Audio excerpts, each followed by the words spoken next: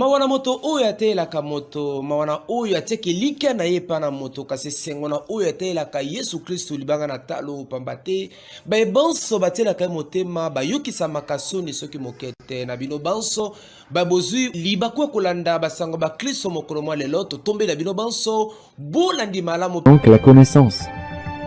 Puisque tu as rejeté la connaissance, je te rejetterai et tu seras dépouillé de mon sacerdoce. Mosena Nzambe Roger Botomba aibaki bongo kobongisa milulu munene na tina kopambola nkolo na bomoi oyo abikisaki bango ye na libota na ye mobimba mpe basali basusu na likama monene ya mutuka wana bazaki kokende kokunda moko basali ya lisangali ya ye na tina ena aibaki mokolo ya lumingo loleki kopambola Nzambe pamba te soki loboko na nguya na ete akokaki kozala soki mokete na bomoi.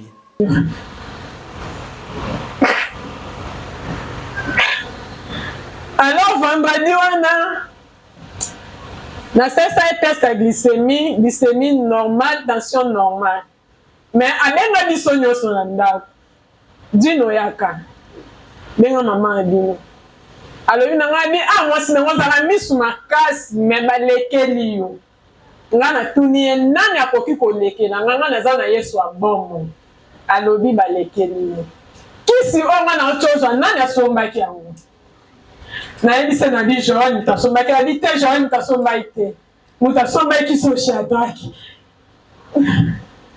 Ngabi papa ko la babo muta bi te Shadraki tasombela ngakisko. Atuni ngabi ni na yaki ko sangi na ndaku nanga.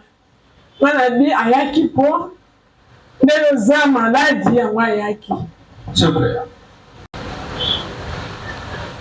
Ni na yaki kofungula porte yaki mission. Alors mission na bango ekokisani. Nzambe ngana za mosali alimbisa bango. Alors natana nazangaki vraiment kimia. Na sepela na Nzambe po apesanga maîtrise moko. Ata na problème sope ya ndeni.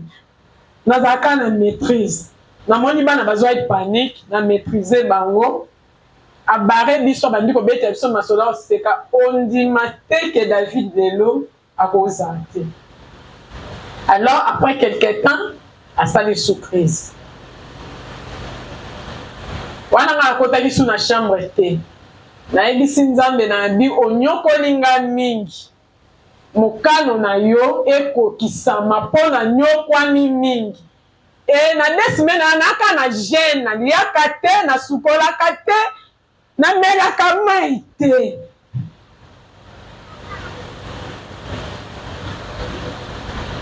Dina bombeli Nzambe boti papa bango na buki. Ayibisinga bi asho. Tika ngai. Ozokanga nga pona nini tika ngai. Na tuna na tiko kende wapi? Abi tika ngai. Namoni ba pasteur ba utaki Luanda ba ye na ndaku ba ye ba bondeli pona ye. E ba siso bondela pona ye moka banda ko bondela zoyemba. E ba sisi en tout cas namona ki susu ya malamu ezate na banzo benga papa. Abana benga papa abandi ko adorer. Ayemba zo adorer Nzambe. Akanyore ayemba zo adorer azo adorer. Mondela adoration banda ko adorer. Ah, et banda lobelanga ka ke mabezali. Espoir ezaki soute. Namona ki ke adoraka na mais adoration oyo mabeza. Après quelque temps bisinga bi na posana la lisala. Donc là la ndenga la ki wana asali crise. Fufu e bandi ko bimae na bengi papa. Nde papa yaki okepe mama ye. Landenge na ibisa bisoki azali susu. Tika etana nyonso komo na Nzambe ezalo kumo pe komo na Nzambe epambolama. Orphelinat, partage ton père avec celui qui a faim. Baibaki bongo koyamba yoko lisanga ya bilenge basi pe ya babali baye.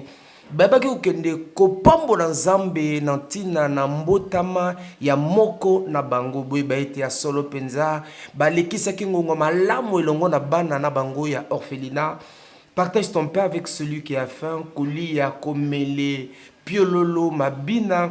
Ezangaki te mpona kopambola nzambe na milulu e na bayebaki mpe kopesa toli na bana ya orphelinat. Partage ton pain avec celui qui a faim. Bamimona pamba te nzambe azali na bango, nzambe ayebi bango mpe nzambe alaka bango ete akotika bango soki moke te. Tolanda boniboni milulu yango elekaki na elobeli to mpe na loboko ya Olivier Mukendi Chibango.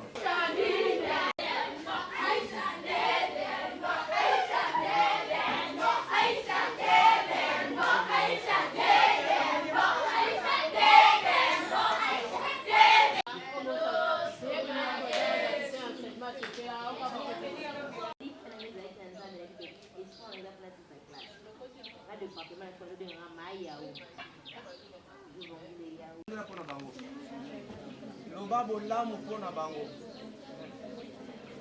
Allô?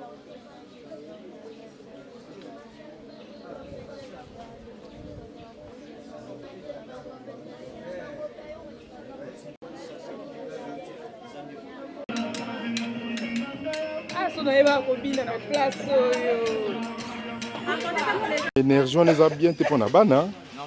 Longo longo.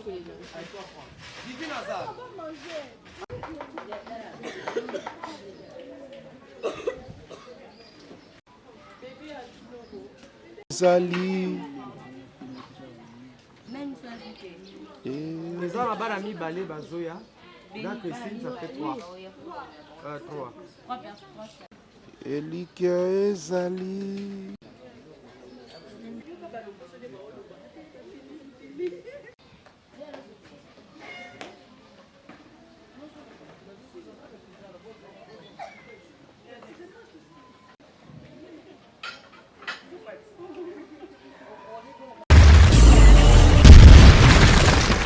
Lokola bino banso boyebi sanza na sanza bandeko ya Dalo Ministries na bokambami ya Ntoma na Nzambe Roland Dalo basangisaka basai na Nzambe babengami kati na lotomo pe libota na nkolo na tina na kosombi kinya makanisi na lolenge oto sengeli kozala lokola bato na Nzambe lokola basai na Nzambe.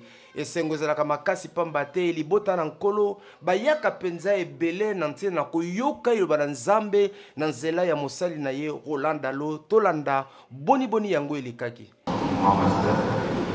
Merci beaucoup. Nous accorder un moment particulier à notre l'occasion de servir ici la parole de Dieu une fois de plus. Je ne voudrais pas vraiment abuser de votre temps, alors je voudrais vraiment commencer déjà à partager ce sujet. C'est avec beaucoup et beaucoup de sentiments d'humilité que vraiment je viens ici en me disant je ne suis vraiment pas la personne la plus qualifiée pour pouvoir parler d'un sujet qui me concerne tellement. Je n'ai pas pu voir autre chose et j'essaie de regarder mes faux pas. J'ai l'impression qu'à force de vouloir en chercher, j'en ai trouvé encore plus que je n'ai jamais imaginé que dans la vie. Pourtant, je me dois de me tenir ici pour vous parler des œuvres de Dieu.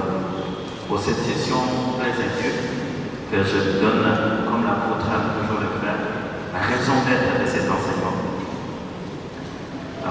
Il n'y aura pas de sous-points, vous savez que je n'ai pas encore réussi à faire ça. Des sous-points dans le premier sous-point, la partie A et B. Et puis on passera un temps à définir les termes essentiels de ce sujet. Vous savez bien que c'est la méthode apostolique. Et enfin, j'aurais quitté la chaîne quand j'aurais parlé des faux pas et erreurs. Quelques leçons de la Bible, j'en prendrai que 2 pour cette session d'aujourd'hui. Les autres fois, on aura le temps de parler des causes et des conséquences des erreurs et des faux pas. Et on parlera de comment le réparer et aussi après de comment se prévenir. Donc pour aujourd'hui, quelles sont les raisons? J'ai sorti quelques raisons, mais je pense qu'il y en a plus. Mais premièrement, une des raisons pour lesquelles on veut apprendre un sujet aussi sensible, c'est faire prendre conscience aux serviteurs de Dieu de leur humanité. Il faudrait que chacun de nous se rende compte de combien nous sommes juste des êtres humains. Et j'ai entendu plusieurs fois cette phrase, mais la fois où c'est sorti de la bouche de ma femme, c'est sorti avec tellement d'impact. Il m'a dit, tu te prends pour qui? Tu n'es qu'un être humain. J'avais l'impression qu'il m'avait insulté. Mais pourtant, c'était vrai. Je ne suis qu'un être humain. Faire prendre conscience aux serviteurs de Dieu de leur humanité et la nécessité d'en tenir compte dans l'exercice du ministère. Il faudrait que nous prenions conscience que nous sommes humains et ça doit faire partie de la formule de notre façon d'exercer le ministère. C'est un paramètre qui doit être intégré.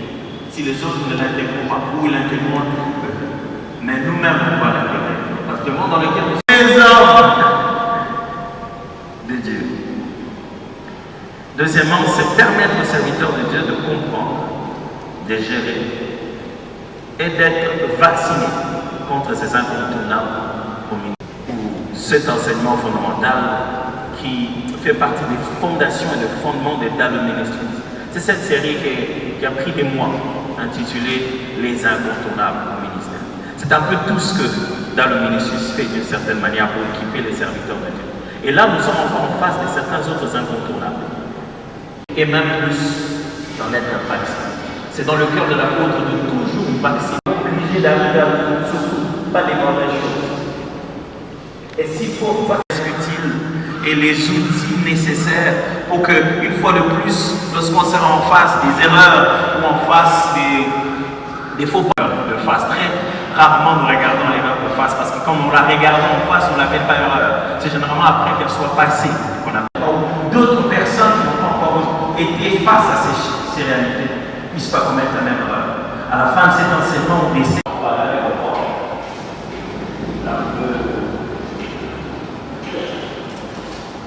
On va demander de prendre des taxis bateaux.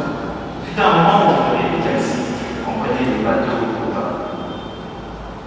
se rendre à l'aéroport tellement qu'il y a une hôtel.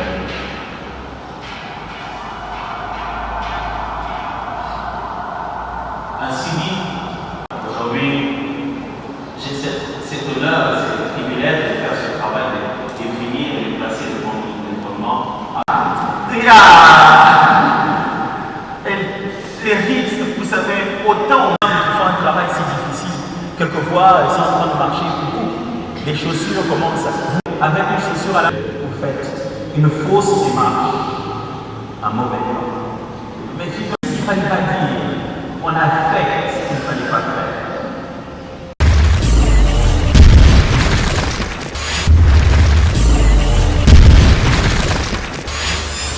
Naitoko na Zambé, les ambassadeurs pour Christ APC na Mokusi na bukambami ya Mosakoli Gari Kingi bango basanganaki lokola mokolo nyonso lomingo na tia na kopambola Nzambe ni tokopesa na nkolo na bolamu nzike e apesaka biso tala tina bayaka meke mokona lomingo nyonso pe kati na puso na ntina na kotalisa bolingo oyo bazalaka nango epai na tata bakokoba se kokoba na emuniseli e Nzambe apesaki na mosai na Gari Kenge tolanda boni yeme alobeli biso. Une invitation à la prière. Que nous sommes contraints de nous engager dans cette voie de la prière.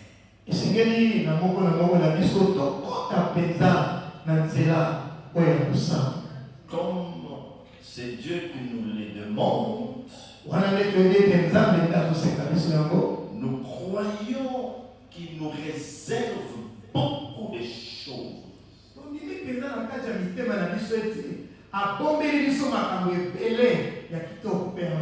Écoutez mes frères et sœurs,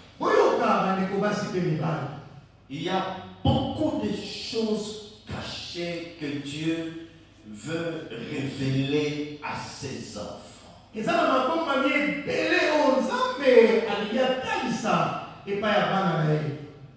y a beaucoup de secrets que Dieu veut révéler à ses enfants en ce temps de la fin.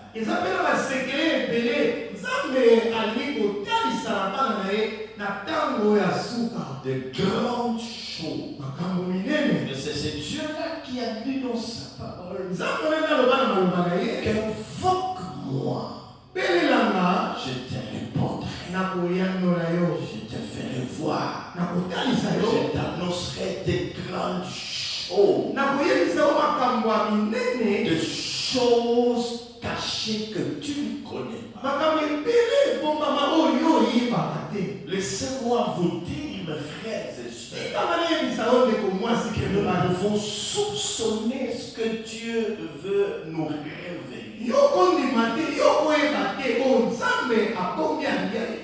Une invitation à la prière. Quand tu lances une invitation aux gens, peut-être pour venir partager un repas avec toi, se réjouir avec toi, donc que vous vous réjouissez ensemble. Mais là, il y a une invitation à la prière. Et quand on nous invite à la prière, c'est qu'il y a des choses qui sont attachées aux prières que nous allons faire.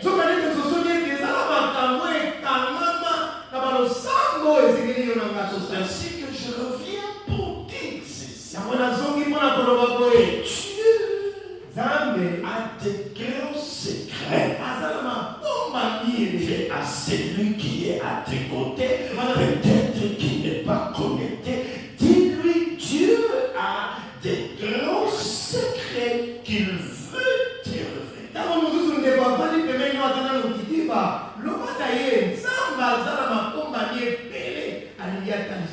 Dieu a des grandes choses qu'il veut te montrer. Demande-moi et je te répondrai.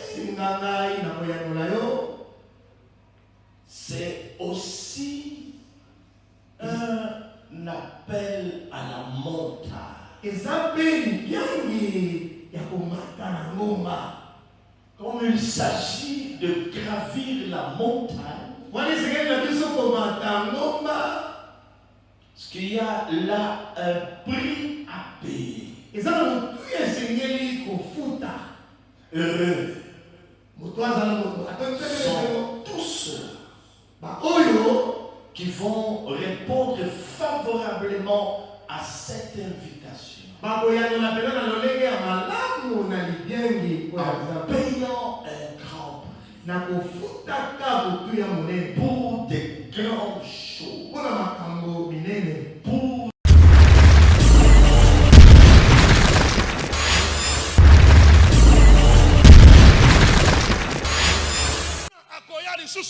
Amen. Nakotia boboto na mboka na bino. Nakotia kinga na mboka na bino. Butu nyonso bokozala kolala malamu. Bokolala malamu na kimya nyonso. Eloko te ekoya kotungisa bino. Bokozala lisusu troublé te. Nakosilisa banyama nyonso ya mabe na mboka na bino. Banyama nyonso ya mabe na mboka na bino nakosilisa bango. Moto moko akoya lisusu te kobundisa bino. Banguna na bino nyonso bokolonga bango nyonso. Betela kola maboko makasi. Sikoyo nazana besoin ya ba vaillant combattant. Est-ce que ba vaillant combattant bazali? Est-ce que ba vaillant combattant bazali? Merci. Bonjour ba makambo mibale. Pona mboka na yo Kongo. Bible lobi mawa na ba oyo nyonso bazo déplacer borne. Amen. Bala ke la mamabe. Je sais. Ozo kende ko belela moto. Moto. Ekutana na ba esprit nyonso ya Satan. Oyo ya ko ampute biso na mboka. Ba ampute biso ndambo ya mboka. Moto na nkolo ekitela bango. Moto na nkolo etumba bango. Boye bake Kongo na biso eleki nyonso. Ata soki okei wapi oza kaka Congolais. Kongo na biso eleki nyonso. Ozo kende kotumba. Ozo pelela moto. Moto ekota na kaya Satana. Kaya banguna. Kaya banguna. Kaya moto. Landa biso za. Nani akotisi mbuma ya mabe? Yango Nzambe tozo telemela. nyonso ya idolâtrie, nyonso ya kolanda banzambe mosusu nzambe yango tozo kase yango nzambe po yo oloba nzambe na lola loba loba liloba moko kimia ekota na mboka na yo nzambe oyo nyonso akatisi frontière nzambe azala confus o confondre pesa bango molimo ya aveuglement pepesa basoda na biso FRDC supériorité o batela bango nyonso kobima na biso aw tika esengo ezala kati na biso tika bonne santé ezala kati na biso tozwa lipa tozwa misolo tozwa misala tozwa nyonso tozala ngo besoin pambola ba oya yonza pambola ba oyo batiki misala pe baye aw pambola bango nyonso maboko na bango wana ezala makolo na bango nzana ezala beni nazo pambola yango nzana molimo nyonso ya Satan ekende bisika bikauka na kombo na yo Yesu Kristo petolo bibongo amen betela nkolo maboko makasi bana kisasa bonyokwa makina likambo etali kolia lokola na mikili, c'est-à-dire restaurant ya kafu, restaurant ya ngolo oyo esalemi na banorme ya kitoko oyo ya le boss Jaffa Amani babengi bongo restaurant rapide DFC oyo kala mingi te bana ngaba bana mwamba mobimba bana limete lemba matete ngaba rigini boko zala mobimba awa kaka na rond-point ngaba otali mupandi ozana owo côté ya bypass sur place wana en face kaka ya banque finka yango ba travaux ekomi déjà na suka lokola le boss Jaffa Amani azalaka na susi ya bakinwa talati na lingala facile yaki wana po etali sabino ndenge misale ezali kobetama ndenge condition ya kitoko bat bakolia awa kolambe pa ba professionnel pe service moko ya haute qualité yoke loko DFC ni wa boyebi restaurant ya kitoko ya ba congolais oyo tozo ba idée na États-Unis to kotiela bio na Kina awa toza na bon marché Victoire Massina lelo to kitana rompenga baba rompenga ba sepela qui to ya pe awa bon nous mona ki cyber café Jafar to yaki na rompenga ba to tikala na cyber te to kotiela bio pe restaurant kitoko donc bala rompenga ba na ba o baza pe na rompenga ba boza beso bo kitala sous ville te bo kena na Victoire yango mo to awa to sel bio ni ya malonga ya kitoko na ba norme oyo tozaningaka na poto yango mo toyotela bino awa le 8 mars oyo na fete ya bamama toprofite ouverture nango tozofunga nango le 8 mars le 8 mars mama zwa papa zwa bana eyaka na bango na restaurant DFC oyo ya rompengaba place oyo tozali awa en face ya finka so oyekaka na route bypass en face ya finka komona restaurant DFC ya sika tofunga mobange mpenza donc oyo ya kitoko makasi Bosimba pe boye baker, confort, qualité, service moko rapide pour na ko satisfaire ba client avec impact na idéologie. Ko banga na yote po groupe électrogène ya Mbiji ezali awa malili ya kitoko nyoso bio. Eokani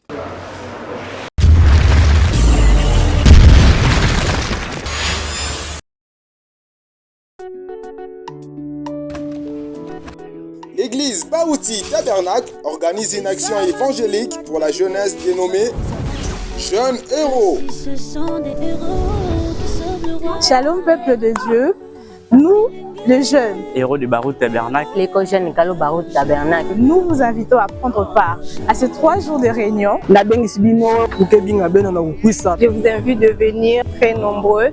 Venez participer à la réunion qui sera du 28 au 30 mars 2024 au sein de Barouti Tabernacle, 6 avenue Paroisse numéro 6, quartier Rigini, commune de Lemba. Référence rond-point Ngaba, arrêt kiosque en route vers l'intendance. Orateur, le révérend pasteur Barouti Kassongo, l'homme de la relève. Avec comme thème, comment puis-je vaincre? Nous allons adorer et célébrer le Seigneur avec le frère Patrice Moubiaï, le frère Van Walesa, le frère John Fisher, le frère Junior Kabongo, le frère Stevie Wanderson, la sœur Deborah Isumo Louvi, ndeko na nga mwasi bampangi na muni ya bankete to ya babakala olingi koyeba ndenge nini okotambola na vie chrétienne. Ne manquez pas cet événement. boya vraiment benu konda benu kwisa. En tout cas, je vous invite à venir massivement. Tozangake yaka kele yoho kamewa kona kokaso nenja. Jésus-Christ a causé le rendez-vous. Tosaki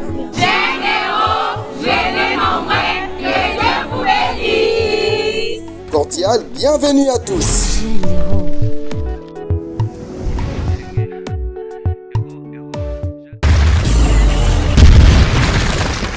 bandeko ya centre évangélique la résurrection wenzi Congo Brazzaville bazalaki na makolo misato abongisaki mama na likambo ezalaki la prière nde eza kofungola bana nzambe tuluku ya bato bokomona bautaki bipai ne bipai mpona koluka elongi na nzambe yo moto ozolanda biso mokolo etikali se bo moko mokolo ya lomingo oyo nde mosali na nzambe abengisi bana nzambe koya kokumisa nzambe elongo na bango na papa na biso Dominique Ngoy de visionnaire na PCP coordonnateur papa na biso Lutumba na pesi mbote pe na bao nyonso bazali ko suivre émission oyo nzambe vraiment aza na bino longo likambo monene oyo tosali pendant 3 jours oyo toko talisa na oyo etali losambo pote losambo yango moto engengisaka moto éclairer que moto na kati ya ba prière bato misu basalela na lolenge na bango.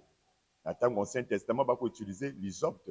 Mais tout le monde dans le Nouveau Testament, il y a même sur Makambo Asika. Même sur Makambo Asika, dans le Sambo, pas tout le monde l'air à l'Obaka, Makambo Koko Kisama. Dans le comment on a sima le Sambo, Makambo Zalé belé.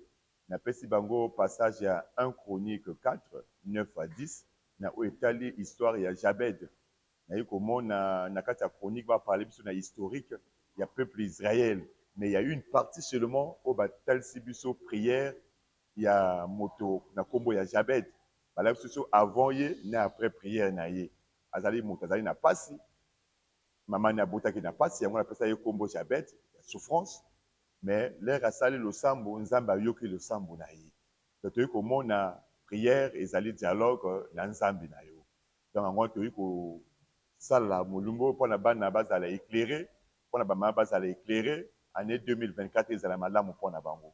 Et nasima, il y a 3 jours, tu vois comment na ba témoignage belé, où ils allaient ko salama, ba que belé bazali ko tikbatiki ko zala ko fongwama, ba comme belé sili ko fongwama na comme na Yesu Masia, ya moi to komisi nzambe na nyoso na mingi o ya sani sika o. On a au étalé événement il y a 8 mars. C'est important mais c'est pas biblique mais c'est important pour la ba maman, ba sangana, ba la réflexion na bango. Ba la réflexion na bango, ba surtout bizaleli parce qu'ils ont makaming na kuta on arrête l'église ba mibali ba ko se faire na comportement ba maman donc ils allaient molumbu moko pour ba maman ba conscientiser ba maman ba laksa bango ndeni ya kosala parce que na moya lelo oyo ba jeune fille ils allaient passer makamanda ko ba yebite ba yebika ka nzoto o nzoto ko balisa moto te yali na nzoto na bizali moto ko sala que moi si azana libala mais ce cas pour la kitoko ils allaient passer mingi bon toko ça tout ça molumbu monene dimanche pour une action de grâce, il y a Makambo Yuso Salama, il y a 3 jours oyo, na sengi bana nyonso lycée kwa bazanga te mokolo wana, bayaka ebele, ba invité moko na moko pour tezali mokolo ya ba témoignage, pour te enseigne moni ba témoignage ko zala ebele, na sengi yo moto za na ndako kozanga te. Yebisa pe baninga no baza pembeni, o bazala ba malade ya ndenge na ndenge pour te nzamba sali ya mikamwa. Mais maladie incurable moto sida aumeli message salamaki awa ake po hôpital malade na pe bungami na nzoto depuis moto moka ka na mbasu awa kana ba prière pamba ake pa ya nganga te ake pa ya marabout te kana prière parce que Bible le dit on imposera les mains sur les malades et ils seront guéris et na mo lokolo ya mamana esili ko kita donc bobenga baninga bayaka baye banzambe asala église ezali na 949 na rue Mouila plus précisément na rue 753 na Wenze. Donc so kitika na Rewana au moins na pharmacie ya na sima immeuble la pharmacie. Bozanga te vraiment boyaka nzamba zana surprise na vie ya moko na bino. Merci monsieur Olivier, que Dieu vous bénisse. Yo ndekuvandi na makelekele, Talangai, Plateau, Diata, Wenze, Centre évangélique de la résurrection ezwami na na rue 753 na rue Mwila Boya ebele moko ya dimanche mpona kokumisa nzambe elongo na bandeko ya résurrection mosali na nzambe alobi ete lobiko ya solo ezali kati na losambo koluka nzambe ya solo ezali kati na losambo boya ebele Reki ebele ya kolanda basanga ba Kristo mokolo mwa lelo tika ete nkolo apambola bino mpe azali yano na mikumba mya bino bolembete basolisanga miso na biso